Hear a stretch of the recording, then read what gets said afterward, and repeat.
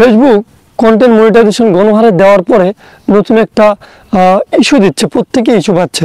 এই ইস্যুটা কেন দিচ্ছে? আমরা হয়তো এটা নিয়ে অনেকে হতাশ যে ইস্যুটা কেন আসতেছে, আমরা এই জিনিসটা বুঝতেছি না। ভাই আমি এই জিনিসটা আজকে আপনাদের ক্লিয়ার বোঝানোর জন্যই আমার এই ভিডিওটি মেক করা।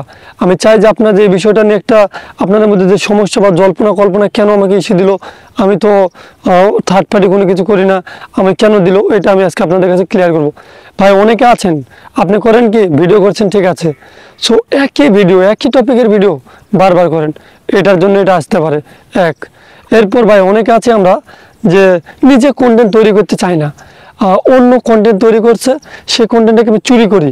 চুরি করার মধ্যে কীভাবে বোঝায় যে আমি সেই ভিডিওটাকে নিলাম, নিয়ে সেটাকে আমি একটু হালকা এডিট করলাম, পিছনে ব্যাকগ্রাউন্ডটা রিমুভ করলাম, সাইডে একটু ব্যাকগ্রাউন্ড লাগালাম, লাগিয়ে সেটাকে আমরা নিজের বলে চালাই দিতে চাই। ভাই ফেসবুক আর আগের সিস্টেমে নাই, আপনাকে ওই সুযোগ আর দেবে না।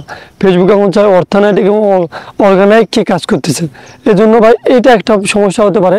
আরেকটা সমস্যা ভাই অনেকে আছে আমরা ডুয়েট ভিডিও করি, ডুয়েট ভিডিও যারা করি তাদেরকে বলতেছি ডুয়েট ভিডিওটার সমস্যা কীভাবে আছে। ডুয়েট ভিডিও হ্যাঁ ফেসবুক করার জন্য অনুমতি দিচ্ছে, কিন্তু সামনের সময়গুলোতে হয়তো ডুয়েট ভিডিওটা থাকবে না ভাই। ডুয়েট ভিডিও নিয়ে যারা কাজ করতেছে তারা এই সমস্যাটা ফেস করতেছে।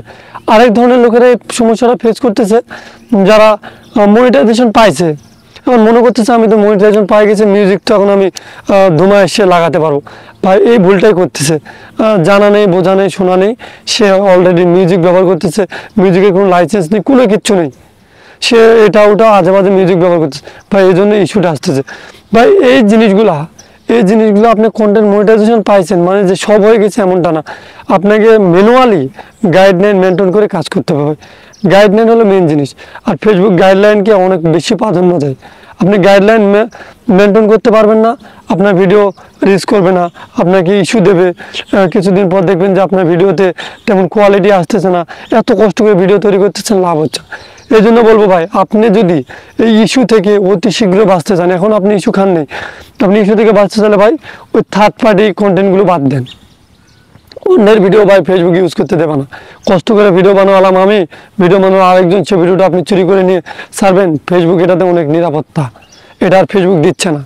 এই জিনিসটা আপনারা বাদ দেন। আরেকটা জিনিস বাদ দেন ভাই, যে আপনি ইস্যু খাইছেন যে কন্টেন্টগুলোতে, সেই জিনিসগুলো ভাই আপনি রিমুভ করেন। আর এটা থেকে আপনি কিভাবে বাঁচবেন আমি সেটাও বলবো, ভিডিওর শেষে বলবো, কারণ ভাই শেষে আমি আপনাদেরকে বলতে চাই যেন আপনার পুরোটা বিষয়টা ভালোভাবে বুঝতে পারেন, ভিডিওটা স্কিপ করবেন না।